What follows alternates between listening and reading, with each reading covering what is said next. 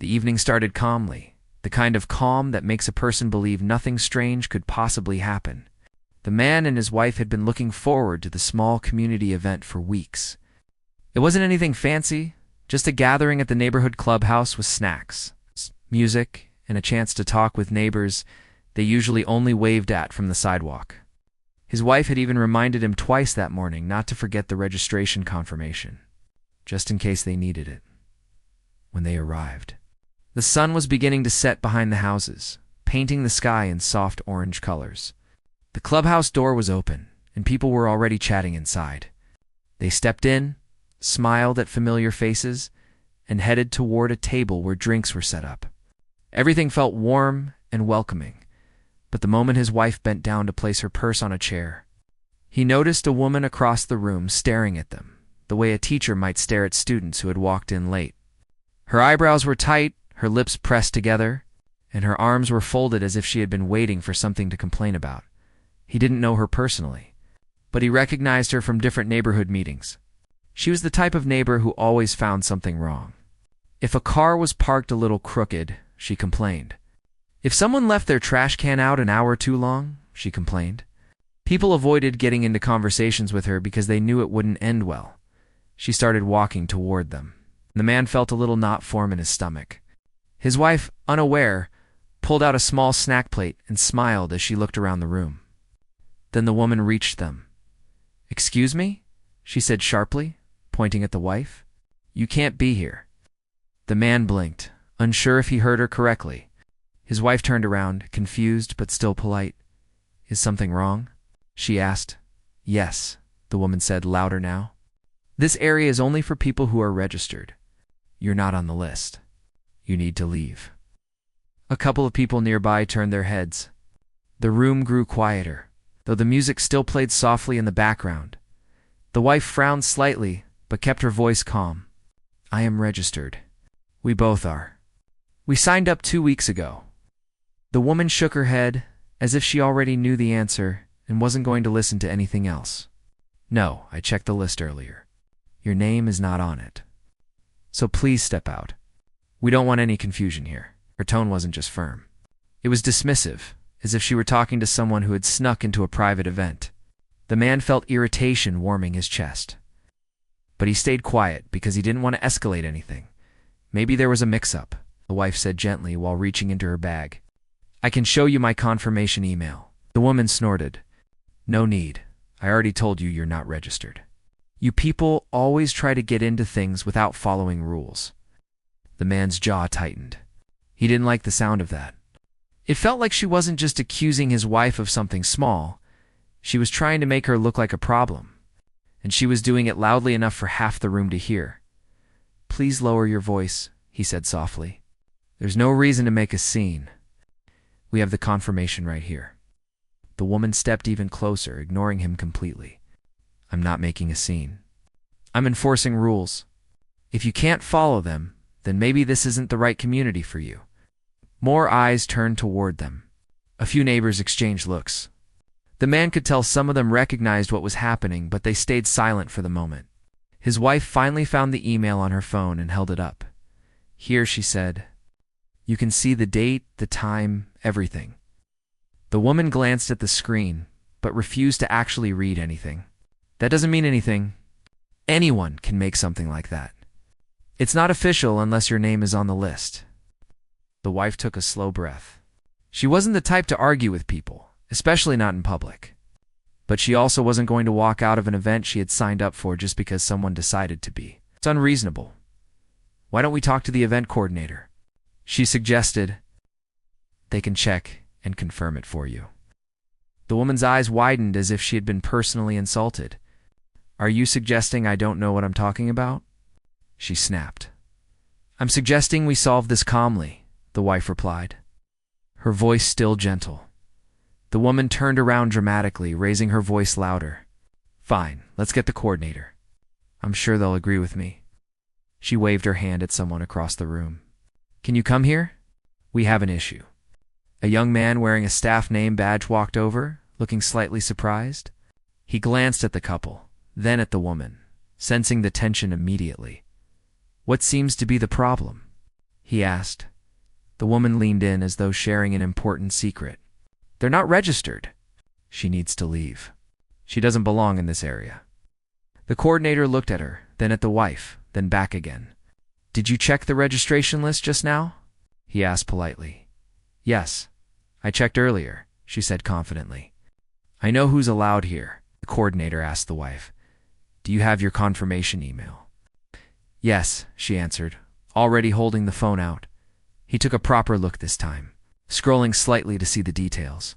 His expression remained calm. Everything looks correct here. The registration is valid. You're both good to be here, the woman's face tightened. Are you sure? Maybe you're looking at the wrong thing. The coordinator smiled politely, but shook his head. I'm sure. A couple of neighbors who had been listening nearby murmured quietly to each other. The man could sense the woman felt the attention. And instead of accepting the coordinator's answer, she stepped even closer. Well, why wasn't her name on the list earlier? She demanded. I'm not sure, the coordinator said. Sometimes the list is updated throughout the day. There could have been timing differences. That's not acceptable, she said sharply.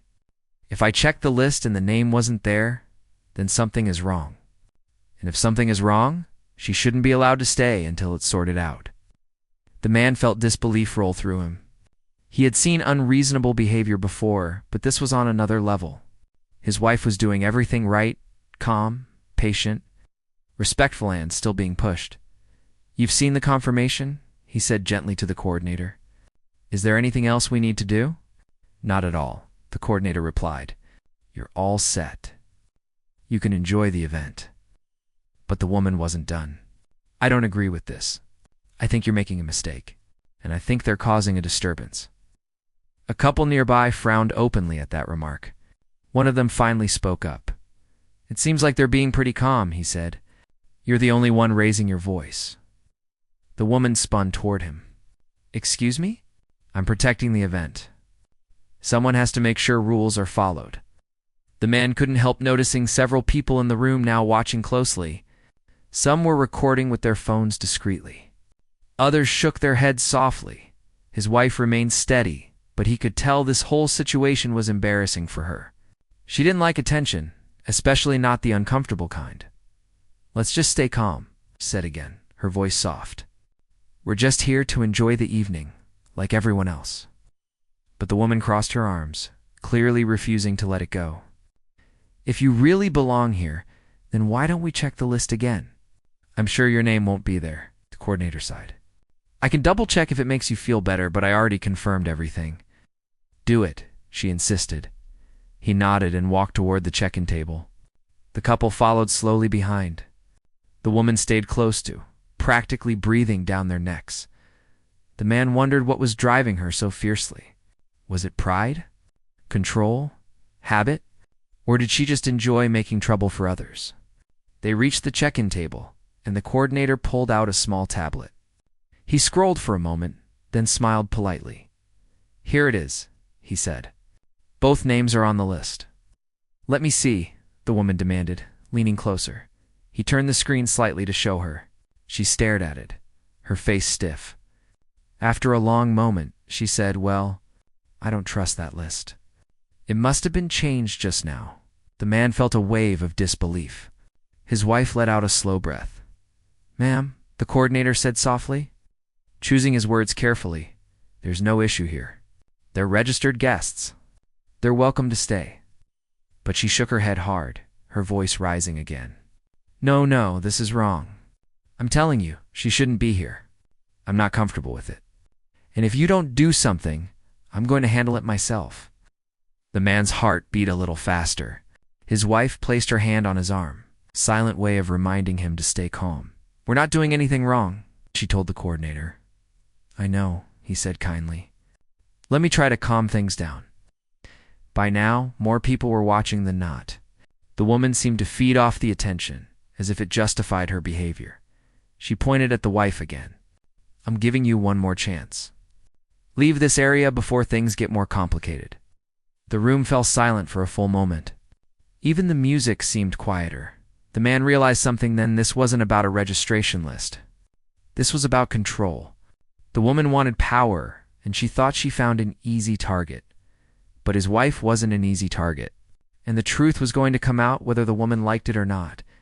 At that moment, standing there with the whole room watching, the man knew the situation wasn't going to end with them leaving. It was going to end with the truth finally catching up to the person who had started all this. And that moment was coming very soon. The room stayed tense after the woman insisted that the couple should leave. Even after the coordinator confirmed everything, people kept glancing their way, whispering quietly to each other, while pretending to focus on their snacks or conversations. The man could feel the air shift. It was no longer just a simple misunderstanding, but something that everyone felt uncomfortable witnessing. His wife took another calm breath. She had a gentle nature and rarely ever reacted strongly to anyone even when they were rude. But he could see in her eyes that she was growing tired of the back and forth. Still, she kept her voice steady, trying her best not to add more fuel to the situation. "Let's just enjoy the evening," she whispered to him. It sounded hopeful, but even she knew it wouldn't be that simple. The woman, however, stood firmly near the check-in table, refusing to move. Her arms crossed so tightly it looked like she was holding herself together. The way she glared at the wife made it clear that she wasn't going to let the matter go. The coordinator tried to ease the tension. "Why don't we all just relax?" he suggested with a small smile. "Everyone is welcome to enjoy the event, and everything has been checked." But the woman scoffed. "Relax, that's easy for you to say.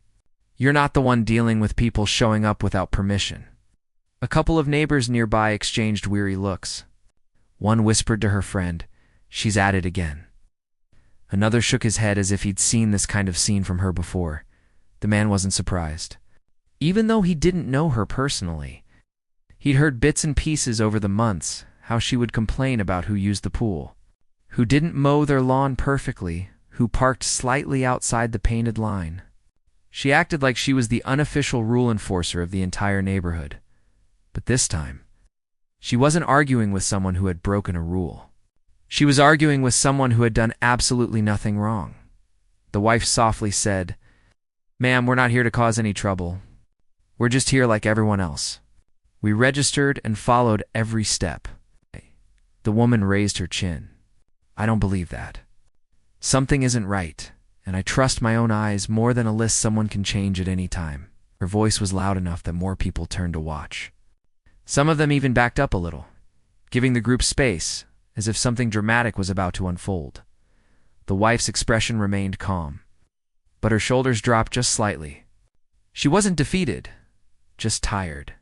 The man stepped closer to her, ready to support her however she needed. "There's no reason for this," he said gently. "We're here peacefully." The woman ignored him and looked directly at the coordinator. "You need to do something. If you keep ignoring this, you're letting people break rules and disrespect everyone who actually belongs here."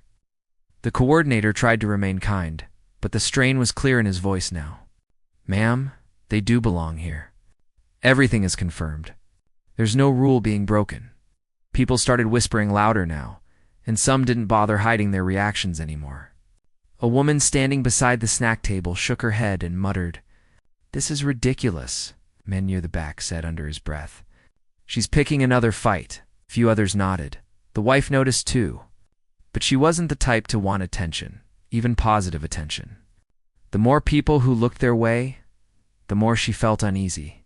She just wanted to enjoy the event with her husband and go home later with memories of music and laughter, not memories of being singled out. The coordinator tried again. "Why don't we move forward and let everyone relax?" But the woman stepped in front of the couple, blocking them. "You're not going anywhere until this is sorted out properly." The man felt something stir inside him. Not anger, but frustration that someone would try to hold them hostage in a moment that should have been simple. But he also knew that raising his voice or responding sharply would only make things worse. "We've already shown proof," he said calmly. "We don't need to show anything more." "You're refusing to cooperate," the woman snapped. "That tells me everything I need to know." The wife let out a soft sigh. She didn't want to argue, but the woman made it impossible to walk away. Then, unexpectedly, a neighbor stepped forward. He was someone the man recognized, vaguely a tall, quiet guy who usually kept to himself. He cleared his throat. "They're not the ones causing the problem," he said in a steady tone. "You're the only one yelling." The woman whipped around to face him. "Excuse me. You don't know anything about what's going on." "I know enough," he replied. Everyone heard the coordinator confirm their registration. "Why are you still arguing?" The woman's mouth opened, then closed again. She looked at the small crowd forming around them. People weren't siding with her. They weren't even pretending to agree. Another neighbor stepped forward. "We just want to enjoy the event," she said gently. "Let's not turn this into something bigger than it is." The woman glared at her too. "I'm not the one making it bigger. They are." She pointed sharply toward the couple. The wife blinked slowly, as if processing just how unreasonable the situation had become. The man shook his head lightly. "We haven't raised our voices. We haven't refused anything. You're blaming us for something we didn't do?" The woman's face turned red. But whether it was anger or embarrassment wasn't clear. The coordinator stepped forward again. "Ma'am, please calm down. You're making people uncomfortable. They are allowed to be here." That word "comfortable" seemed to hit her hard. She stepped back slightly, her expression tightening. She looked around and saw the faces of people who were watching her, not with support, but with concern and annoyance. She straightened her posture and lifted her chin, as if she were trying to regain control. "Well, maybe I should call someone who actually cares about the rules," she said. "Maybe higher management will handle this better." She pulled her phone out quickly, her movements dramatic, as if she expected everyone to panic the moment she dialed. "Ma'am," the coordinator said, "there is no need for that." "There absolutely is," she snapped. "If you won't do your job, someone else will." The man glanced at his wife. She shook her head slightly, silently telling him not to react. She knew the situation was reaching a point where anything they said might only fuel the woman's behavior. A few more neighbors approached quietly, forming a small protective circle around the couple, not blocking the woman, but making it clear that the couple wasn't standing alone. One woman whispered, "Don't worry." Everyone saw what really happened. That simple statement brought a wave of comfort to the wife. It reminded her that even when someone tried to make her feel unwelcome, there were still people willing to stand up for what was right. The woman on the phone exaggerated every word. "Yes, I need someone to come here immediately," she said loudly, making sure everyone could hear. "There's an issue with unregistered guests refusing to leave. It's causing a disturbance." The man felt a sharp sting of disbelief. She was twisting the story completely. The coordinator stepped closer to her. "Ma'am, please stop exaggerating. There is no disturbance except what you're creating." But she waved him off. Continuing her call as if she were reporting a major emergency, the wife held onto her husband's arm, grounding herself. She wasn't scared, but she was exhausted. These moments that should have been peaceful were now being overshadowed by someone else's need to control everything around her. When the woman finally hung up, she looked triumphantly at the couple, as if she had just won something. "They're on their way," she announced proudly. People murmured again. But this time, it wasn't confusion. It was annoyance. They didn't want the event ruined for no reason. The coordinator rubbed his forehead. "You didn't have to do that," he said. "Oh yes, I did," the woman replied. "Someone has to enforce the rules around here. And if no one else will, then I will." The couple stayed still. They could have walked away, but walking away would have made it seem like they were guilty of something. And they weren't. The wife whispered softly to her husband, "I just wish she would stop." "I know," he whispered back. "It'll be over soon." The woman stood proudly, arms crossed, confident she had done the right thing. But she didn't realize something important this time. She wasn't the hero she imagined herself to be. She was the one causing the chaos. And everyone around her knew it. As they waited for whoever she had called to arrive, the man looked around the room. He saw empathy in people's eyes, not judgment. He saw neighbors who weren't fooled by drama.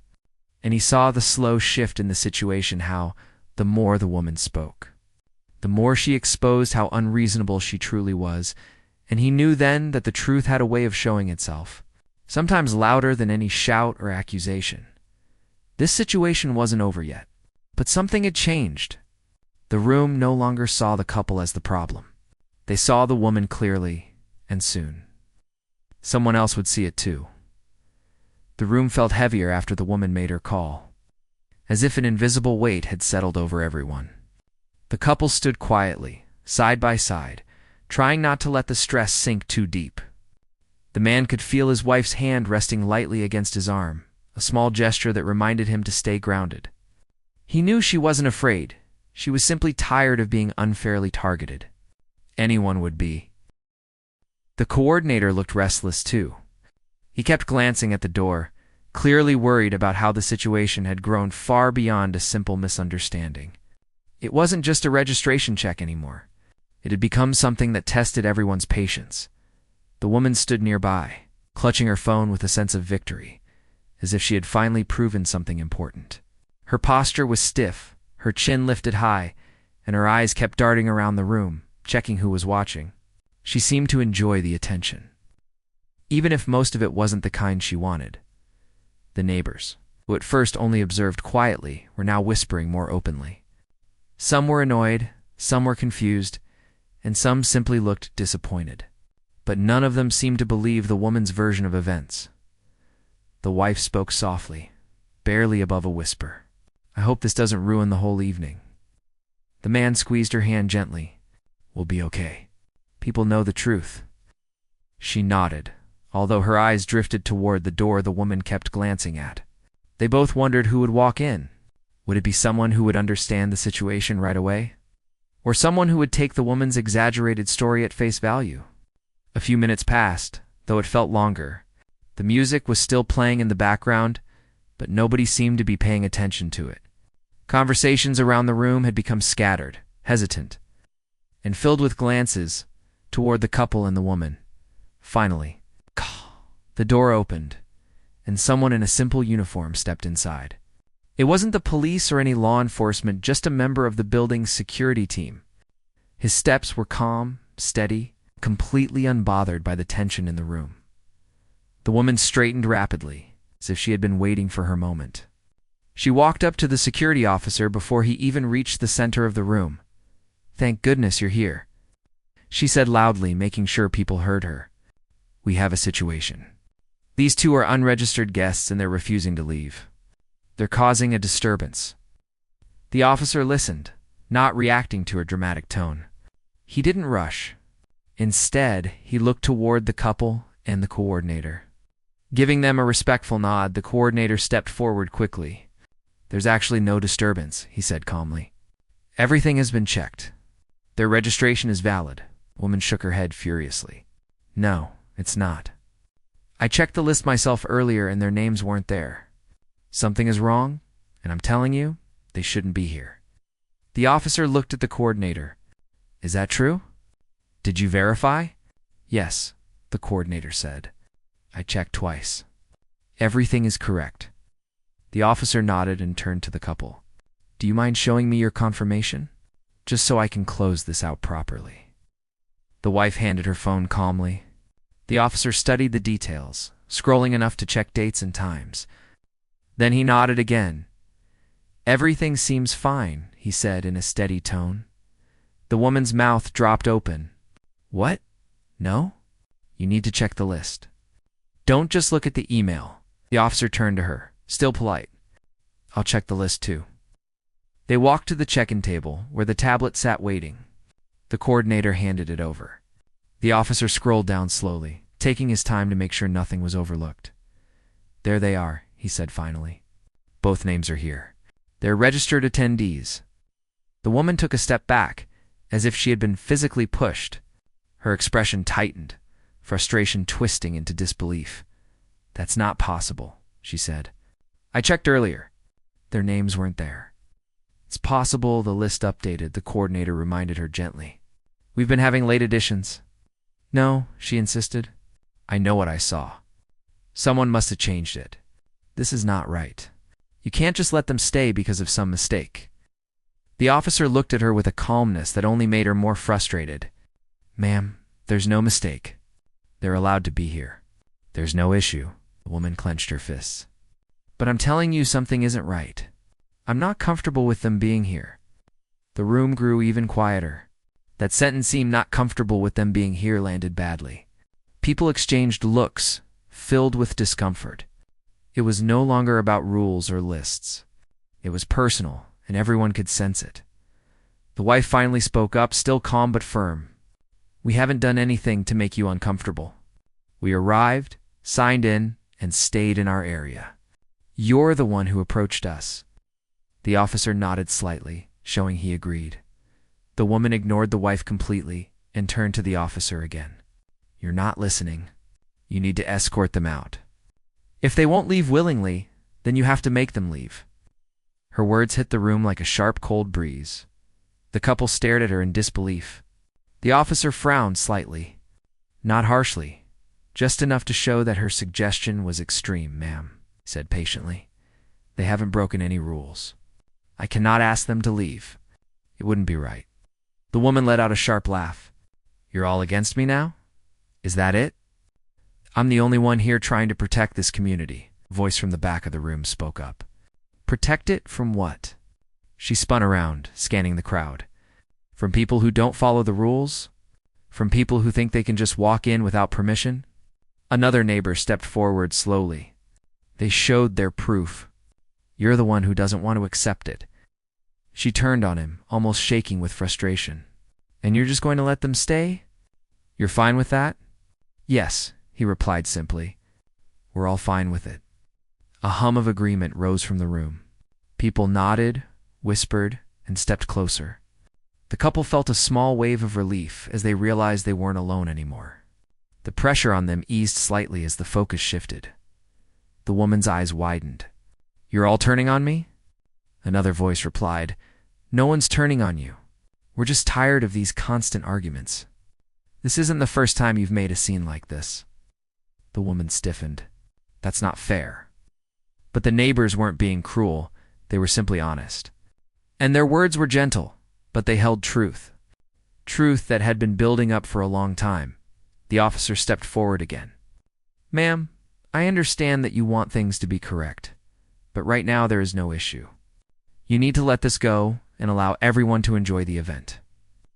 She shook her head again. "No, I want to hire a supervisor. Someone who will listen to me." "Ma'am, the highest supervisor for the event is me, and I'm saying everything is fine." But she didn't accept it.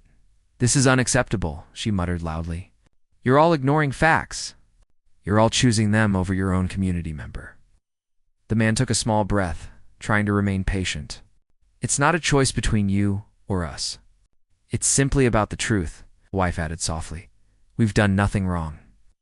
The woman turned to her with cold eyes, as if she wanted to argue, but couldn't find the right words. Instead, she looked toward the door again, waiting as if someone else would appear to support her, but no one else was coming.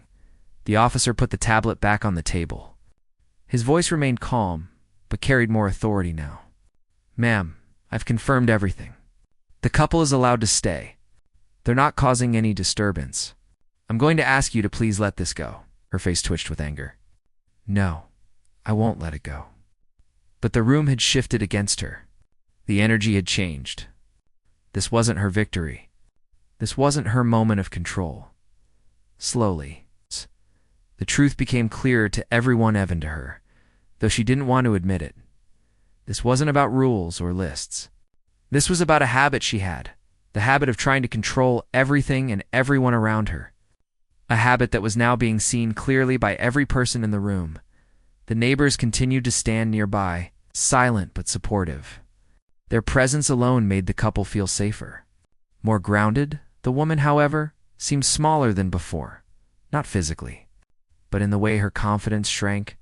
Finally, the wife spoke in a calm, kind voice. "We didn't come here to fight. We just wanted to spend time like everyone else." Her words weren't sharp or defensive. They were simple truth, and simplicity sometimes has more power than shouting for a moment. Even the woman seemed unsure how to respond. The officer stepped forward again. "Let's move on," he said gently. "Everyone is welcome to enjoy the evening. There's no need for this to go further." But the woman's pride wouldn't let her step back yet. Not fully. Her eyes darted between the officer, the coordinator, and the crowd.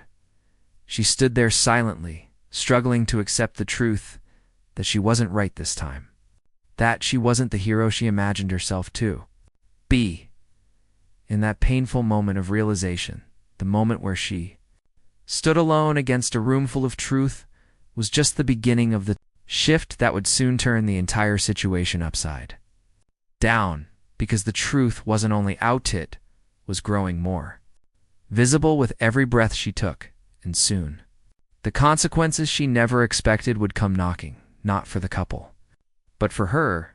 The next morning started quietly, but something about the air felt heavy, like a storm was sitting right outside their door. He woke up early and moved around the kitchen, making tea while trying not to think too much about what had happened the day before. His wife came in a few minutes later, still looking tired but calmer. They talked softly, trying to process everything. She told him that even though yesterday was stressful, she didn't want to live in fear or frustration. She didn't want their home to be a place where they always felt like someone was waiting to complain about them. He agreed he wanted peace. He wanted the simple, quiet routine they used to have before all this started. And most of all, he wanted his wife to feel safe in her own building. They didn't expect what would happen next. A couple of hours later, there was a knock at the door. At first, he thought it might be a delivery, so he opened the door without thinking much. But standing there was the HOA president holding a thin folder under his arm. His expression looked serious, but not angry, more like he was preparing himself for something unpleasant. The man asked if they had a few minutes to talk. His wife hesitated for a second, but eventually nodded. They stepped aside and let him in, though both of them stayed near the entrance. As if ready to walk him out if things turned unfriendly, he cleared his throat and apologized for showing up unannounced. Then he said something that made both of them stand still. "I spoke with several neighbors last night, and I think it's time you both know something." He explained that the woman downstairs, the one who had yelled, threatened, and tried to cause trouble, had done the same thing to at least 4 other people in the building. She had a pattern. She would pick someone, accuse them of making noise or causing problems, keep filing complaints, and try to intimidate them until they either moved or gave in. He said it had been going on for months, maybe even longer, and most people had just tried to avoid conflict. Some didn't want to get involved. Others didn't want trouble with the HOA, but after what happened yesterday, after she tried to involve the police again over something small, the neighbors finally decided they had had enough.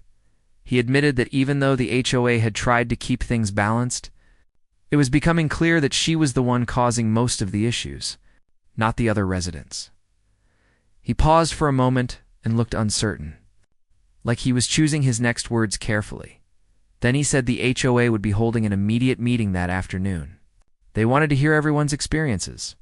They wanted to understand what had been happening for so long. And they wanted both of them, him and his wife too, share their side. His wife looked nervous, but also relieved. Finally, someone was listening. Finally, they weren't alone. He agreed they would attend. When the HOA president left, the apartment felt strangely lighter. They sat down for a moment, trying to absorb everything. For months, they had felt like they were being targeted unfairly. Now they finally knew they weren't the only ones. Later that day, when they arrived at the community room, they saw several people already there. Some nodded politely. Others looked like they had been waiting a long time for this chance to speak. The HOA president started the meeting by explaining why everyone was gathered. He kept his tone calm and neutral, but there was a sense of urgency beneath it. He said the goal wasn't to blame anyone unfairly, but to understand the truth, one by one. Neighbors started talking. An older couple shared how the same woman had banged on their door late at night, claiming they were running loud appliances even when they weren't home. A young man said she had accused him of deliberately stomping above her, even though his apartment wasn't even the one above hers. Another woman said she had stopped inviting her friends over because she was afraid of being yelled at in the hallway. The more the neighbors talked, the clearer the pattern became. She had not just caused trouble, she had created an atmosphere of fear. When it was his wife's turn, she took a deep breath. He reached over and squeezed her hand gently. She spoke slowly but clearly. She told them how she couldn't even walk into the building without worrying she might run into the woman downstairs. How she would avoid making even the smallest sound. How the woman had knocked on their door more than once, yelling and accusing her of things she hadn't done. And how yesterday, the situation had gone so far that the police had been called. He also added a few words, explaining how they had tried to stay patient, how they had tried to avoid conflict, but things had gotten out of control. When they finished, the room was quiet for a moment. Then one neighbor murmured that they had all put up with this for too long. Another said no one should feel unsafe in their own home. A third person said they were tired of being bullied, slowly. The entire room seemed to shift into agreement. The HOA president finally spoke again. He explained that while they couldn't remove someone without proper process, they could start an official investigation. They could document all the complaints. They could take action to protect the residents if they found clear evidence of harassment or false reports. For the first time since moving into the building, he and his wife felt that justice might actually happen. Before leaving, several neighbors approached them privately. Some apologized for not speaking up sooner. Others reassured them that they supported whatever steps needed to be taken. His wife smiled. A real relaxed smile he hadn't seen in a while. When they walked back to their apartment, the hallway felt different, not darker or tense, but hopeful. They didn't see the woman downstairs that evening. But even if she appeared, they no longer felt powerless. They had a community behind them now. As they closed their door, he looked at his wife. She seemed lighter, almost like she had finally put down a weight. She had been carrying alone for too long. He knew the situation wasn't fully over yet. There would be paperwork, discussions, and probably more tension before things truly settled. But for the first time, they weren't protecting themselves in silence. They weren't trying to handle everything alone now. The truth was out. Now the building knew the real story, and now things were finally beginning to change. He didn't know exactly how the next days would unfold, but he knew one thing for sure. Whatever happened next, they wouldn't face it alone. The following days moved slowly, almost like the building itself was holding its breath. After the meeting, he and his wife felt lighter, but there was still a quiet tension underneath everything. They tried to live normally, going on with their work, cooking meals, sharing small jokes, and enjoying peaceful moments. But every time footsteps echoed in the hallway, they both paused for a second. They didn't know what the woman downstairs would do next. After all the stories they had heard from neighbors, it was clear she didn't handle conflict quietly. But they also sensed something different now. The energy in the building had shifted. People who once avoided eye contact were offering friendly nods. Others smiled and asked how they were doing. A few even said they were glad someone finally spoke up. It was strange how a place could feel the same and yet completely different. Then, one afternoon, something unexpected happened. He and his wife returned home from a walk, talking about nothing serious, just enjoying the sunshine. When they entered the lobby, they saw two HOA board members standing near the mailboxes, holding a clipboard. They greeted him and his wife politely, then hesitated. Finally, one of them said they were waiting for the building manager because an important notice was about to be posted. They didn't say much more, but both of them looked like they knew something big was about to happen. The couple went upstairs, still unsure of what it meant. An hour later, a knock came at their door. This time, it wasn't loud or aggressive. It was soft, almost cautious. He opened it and saw the building manager with the same faint seriousness. The HOA president had shown earlier. The manager explained that after reviewing all the complaints and statements, every single one from the meeting, along with previous reports that had been filed over the past months, the HOA had decided to take official action. He didn't give too many details at first, but he confirmed that the woman downstairs had been found to repeatedly violate community rules. False accusations, harassment, and repeated disturbances were documented over and over. He explained that there was a process for handling such behavior, and now that the HOA finally had enough evidence, they were moving forward. Then he said something neither of them expected. The HOA had issued a formal warning and a notice of required compliance. If she failed to follow the rules, then she would face removal from the community. It wasn't immediate, but it was the closest thing to real accountability anyone had seen in a long time. He thanked them both for their patience and for coming forward. He told them they had helped more people than they realized. When he left, the apartment felt unusually quiet. His wife sat on the couch, looking down at her hands. Not shaken, just thoughtful. He sat beside her. "Are you okay?" he asked gently. She nodded slowly. I can't believe things are actually changing. I thought we would be stuck like that forever," he understood. Stress like that doesn't disappear overnight. But at least they were finally moving forward. Over the next few days, the building felt calmer. No yelling from downstairs. No pounding on doors. No sudden confrontations. Neighbors seemed more relaxed too.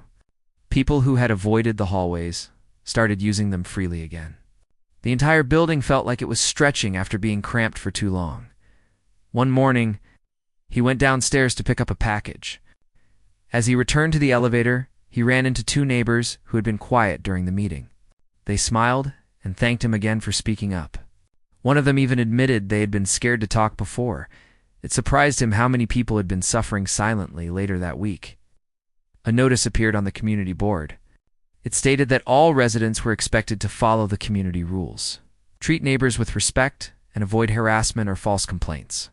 It didn't mention names, but everyone knew why it was posted. He saw people reading it with quiet satisfaction. That afternoon, something happened that made everything feel complete. He and his wife were coming back from the grocery store. As they walked through the lobby, they saw the same woman, the one who had caused so much trouble, standing near the exit with a small suitcase. She was talking to the building manager, gesturing wildly, her expression full of frustration.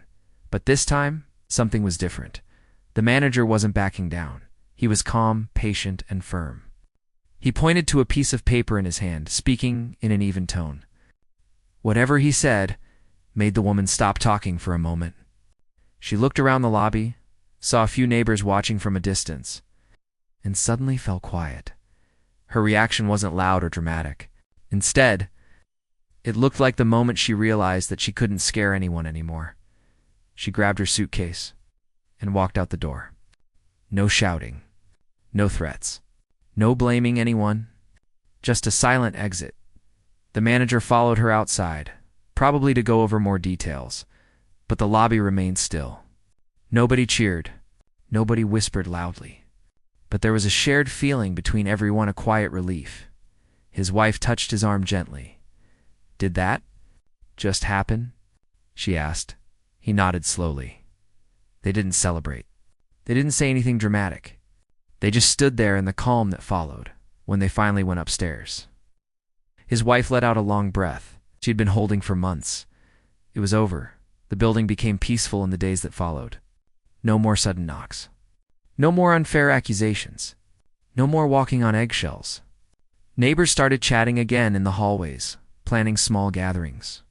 And smiling without hesitation, his wife began enjoying simple things, again watering her plants without feeling watched, taking walks around the building without fear, even humming softly while cooking. The atmosphere in their home changed completely. One evening, as they sat on the balcony enjoying the breeze, she leaned her head on his shoulder. "I feel like I can breathe again," she said softly. He wrapped an arm around her. "You deserve to." They watched the sun go down behind the buildings, the sky turning soft shades of orange and gold. It felt like the end of something heavy and the beginning of something peaceful, in that quiet moment. He thought about everything they had endured, the stress, the frustration, the uncertainty, but he also thought about the people who stood with them, the neighbors who found courage, and the truth that finally came out. Sometimes it takes one person standing up to make others find their voice. Sometimes it takes one moment of honesty to reveal months of hidden struggles. Their story wasn't just about conflict. It was about a community coming together. It was about fairness. It was about refusing to let fear silence them. And as the sky darkened and the city lights flickered on, He realized something else too. They hadn't just survived the situation, they had changed it.